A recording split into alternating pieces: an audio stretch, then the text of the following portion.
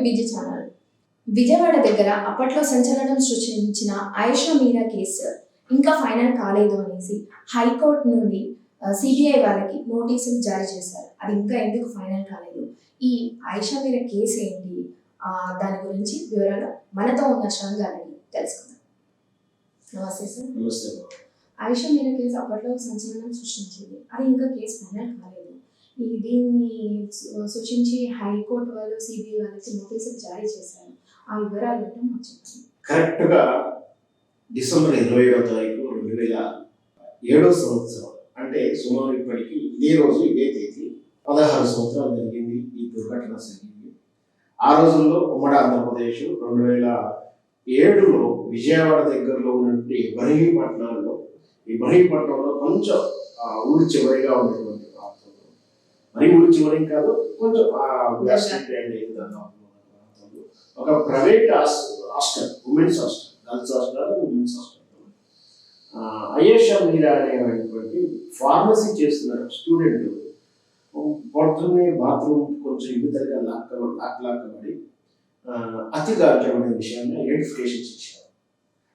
ఆ రోజుల్లో ఇది కొంచెం సంచలనం అని చెప్పాలి. ఎందుకంటే హాస్టల్లో దారుణంగా అత్యంత దారుణంగా రక్తం అడుగులో కనిపించినటువంటి ఒక బాలిక మృతదేహం.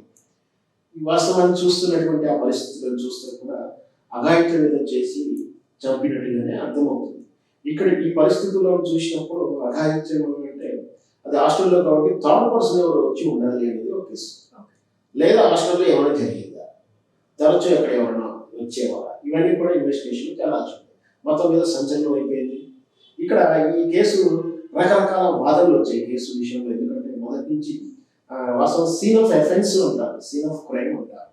ఫస్ట్ ఆ క్రైమ్ సీన్ని నిర్లక్ష్యం చేయడం వల్ల ఏం జరుగుతుంది అనే దానికి బెస్ట్ ఉదాహరణ ఈ దేశంలో కానీ ఈ రాష్ట్రంలో కానీ ఉదాహరణ ఆయిషా మీరా కేసు.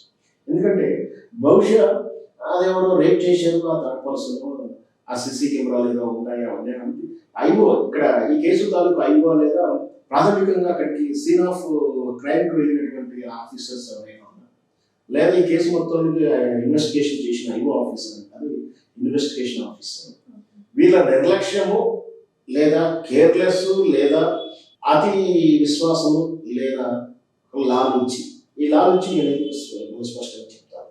అంటే కేర్లెస్, ఈ కేసు ముందులే ఏదో మర్డర్ చేశారు, చనిపోయింది, ఈ ధోరణి పోలీసులలో సహజంగా ఉంటుంది. ఎందుకంటే వాళ్ళు రోజు మర్డర్లు, ఎన్నో రకాల మర్డర్లు కేసులు చూస్తూ ఉంటారు కాబట్టి ప్రతి కేసు ఏదో ఎవడో చంపుతారు, ఇది తెచ్చిపోతుంది విషయం కదా, అమ్మాయి కాబట్టి ఏదో ఎవరు ఉంటారు, లేదా ఎవడో అలాంటి వచ్చి దుక్కేసి చంపేసి వెళ్ళిపోతారు, దానికి ఏముంది లేని ఒక కేర్లెస్ ధోరణి. లేదు, కేసు నిజంగా విషయాలు తెలిసినప్పటికీ అధికార ఒత్తిడి, అంటే పరిపాలన పరంగా ఆ రోజు కాంగ్రెస్ ప్రభుత్వం పెద్ద ఒత్తిడి, లేదా ఇన్ఫ్లుయెన్సిబుల్ ఫ్యాక్టర్ అంటే డబ్బులు అని చెప్పవచ్చు, దానివల్ల కేసును తప్పుదారి పట్టించాలని అనేది అనుమానం తెప్పించు. సర్వత్రా అన్ని సంఘాలు, అన్ని పార్టీల వాళ్ళు దీన్ని ముఖ్యంగా ప్రశ్నించినప్పటికీ కూడా ఆ రోజు నుంచి మొదలు పెడితే ఈ రోజు వరకు కూడా అంతకుడు ఎవరు తెలుసలేకపోయారు. ఈ పోలీస్ విభాగం చేసినటువంటి ఆ రోజు ఎస్పీ రంగనాథ్ అని కానీ ఆ రోజు అక్కడ విజయవాడ ఐఓ, ఆ కేసు ఆయిషా మీరా విజయవాడలో ఐఓ ఉన్నటువంటి రంగనాథ్ గారు ఇప్పుడు తెలంగాణ సెక్టర్లో ఉన్నారు. ఆయన ఇప్పుడు ఇక్కడ పనిచేస్తున్నారు. ఆ రోజు విజయవాడలో అతను ఐఓ ఆఫీసర్ దీనికి. సో అతను చేసిన మిస్టేక్ అని కూడా చెప్పవచ్చు. ఇక్కడ ఐఓ అయినా రెస్పాన్సిబిలిటీ కూడా అయ్యాయి. మొత్తం మీద ఏం జరిగింది అంటే అమ్మాయి చనిపోయిన అవసరం, చనిపోగానే బాగా ఆ 15 రోజులు 10 రోజులు అయితే ఒత్తిడి పెరుగుతున్నా కూడా ఎవరో దొరకలేదు. రాష్ట్రం ఈ పత్రిక అంటే మీడియా ఒత్తిడి, దాంతోపాటు రాజకీయ నాయకుల ఒత్తిడి, ప్రజల ఒత్తిడి, మహిళా సంఘాల ఒత్తిడి, ఇవన్నీ తట్టుకోలేనటువంటి పోలీస్ విభాగం ఒక అమ్మాయికి లడ్డు అనే ఒక వ్యక్తిని తీసుకొచ్చి అతనే చంపే ప్రయత్నం చేసేటట్టు లడ్డూను తెర మీద తీసుకొచ్చి తీరా చాలా విమర్శలు వచ్చి లడ్డు సాంకేతికంగా అక్కడ ఆ రోజు లేడు అనేటువంటి ఎవిడెన్స్ లడ్డు తరపు చెప్పగలుగుతుండడం.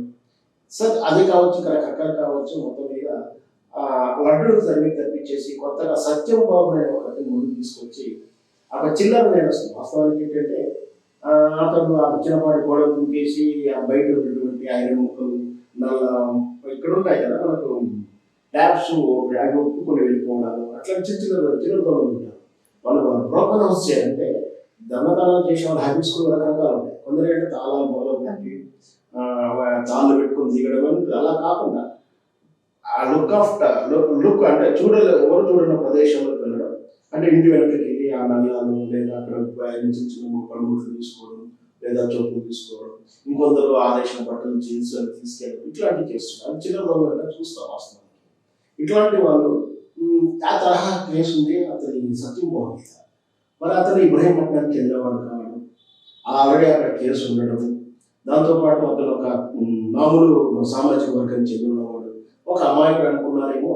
అతని తెర మీద తీసుకొచ్చింది పోలీసు డిపార్ట్మెంట్. అతడే చేశారని సాక్ష్యాలు చూపించి అతనికి బలవంతంగా ఒప్పించడం, ఆ పోలీసు ఇంట్రాగేషన్, పోలీసు అరెస్ట్ తర్వాత ఆరోగ్యంగా వెళ్ళినటువంటి సత్యంబాబు అనారోగ్యంగా నడవలేని పరిస్థితుల్లో కాలు మొత్తం సన్నగిలు పడిపోయి, దాంతో ఈ దళిత సంఘాలు ఇవన్నీ కూడా హ్యూమన్ రైట్స్ వెళ్ళడం, చాలా పోరాటం చేయడంతో సత్యం బాబు నిర్దోషాన్ని కూడా విడుదల చేయడం జరిగింది. అంటే ఇక్కడ పోలీసులు చేసిన తప్పిదం వల్ల ఇక్కడ కేసు కొరికి రాలేదు. ఒక లడ్డూను ఒక సత్యం బాబు బలయ్యవలసి వచ్చింది. సత్యం బాబుకు సుమారు నాకు తెలిసి 5 ఏళ్ళు 4 ఏళ్ళు జైలు జీవితం గడిపాడు. ఆ జీవితాన్ని ఎవరు తెచ్చి ఇవ్వాలి? అతను పట్టాడు బాధ కానీ నరకం కానీ అలా అమ్మ ముసలావిడ పడేటువంటి నరకం, దాంతో ఎవరు బాధ్యత వహించాలి? మళ్ళీ కూడా సత్యం చట్టాల్లో ఉన్నటువంటి కొంచెం లోటు అని చెప్పొచ్చు. మొత్తం మీద ఆ కేసు రకరకాలుగా డిలే అవుతూ వస్తున్న వాళ్ళ మదర్ వచ్చి శంషాద్ బేగం, ఆ తండ్రి వచ్చేసి సజ్జద్ ఇక్బాల్, వీళ్ళు మాత్రం కేసుని ఎవరు మొదటి రోజు నుంచి వదలలేదు. ఖచ్చితంగా వాళ్ళు చాలా మంది మీద ఆరోపణలు చేస్తున్నారు. మొత్తం మీద ఈ ఆయేషా బేగం మదర్ మాత్రం మొదటి నుంచి కూడా ఒక 2-3 సస్పెక్ట్ చేస్తూనే ఉంది. బట్ వాళ్ళు కూడా కాదని కూడా పోలీసు విభాగం కూడా చెప్తుంది. అంటే టోటల్గా అర్థం ఏంటంటే అక్కడ సీన్ ఆఫ్ క్రైమ్ సీన్ నిర్లక్ష్యం చేయడం వల్ల క్రూస్ దొరకలేదు. ఎవడో ఒక కొత్త అనామికుడు చేసినట్టు అచ్చగా చూడవచ్చు. లేదు చాలా తెలివిగా సాక్ష్యాలు వదలకుండా చేసి ఒకే నేరం చేసిన వ్యక్తే ఉండొచ్చు. ఎందుకంటే జనాలు హ్యాబిచువల్ నేరస్తులు ఏంటంటే ఇలా తరచూ నేరాలు చేస్తుంటే ఫస్ట్ 2-3 దొరకడం, తర్వాత 3వ-4వ నేరం క్రైమ్లో దొరుకుతారు. అప్పుడు ఈ కింది ఉన్నటువంటి 3-4 కూడా దొరికిపోతాడు ఆ క్రిమినల్స్. కానీ ఆయేషా మీరా కేసులో అలా ఫ్రీక్వెంట్ మర్డర్ చేసిన వాడు కాకపోవచ్చు వల్ల ఈ రోజు కూడా అది జటిలంగానే ఉంది. దీన్ని నిర్లక్ష్యం చేస్తూ దర్యాప్తు ఈ రోజు కూడా చేయనందుకు మళ్ళీ ఆయేషా మీరా వాళ్ళు హైకోర్టును ఆశ్రయించడం జరిగింది. హైకోర్టు మరి ఇన్నేళ్ల తర్వాత కూడా సిబిఐ దర్యాప్తు పూర్తిగా చేయలేదు. దర్యాప్తు ఇంకా ముందు కూడా జరుగుతుంది. మీరు ఎప్పటి వరకు చేస్తారు, మీరు ఎంతవరకు చేశారు, ఏం జరిగిందో రిపోర్ట్ ఇవ్వమంటూ కోర్టు నుంచి ఈరోజు సిబిఐకి ఒక నోటీస్ కింద సూచనలు చేసిందని చెప్పవచ్చు. సో వెరసి సరిగ్గా ఇదే డిసెంబర్ 27వ తారీఖు చేయడం అంటే ఒక రకంగా ఆయేషా మీరా ఆత్మశాంతి కూడా చెప్పచ్చు. విన్నారు కదండి, ఆయేషా మీరా కేసు తొందరలో కొలికి రావాలనేది, ఎవరో ఆ వ్యక్తి తనను చంపాడు కదా, ఆ వ్యక్తి తను దొరకాలి, పోలీసులు ఆ వ్యక్తిని పట్టుకొని శిక్షించాలని కోరుకుంటున్నాను. మరిన్ని వార్తలతో నేను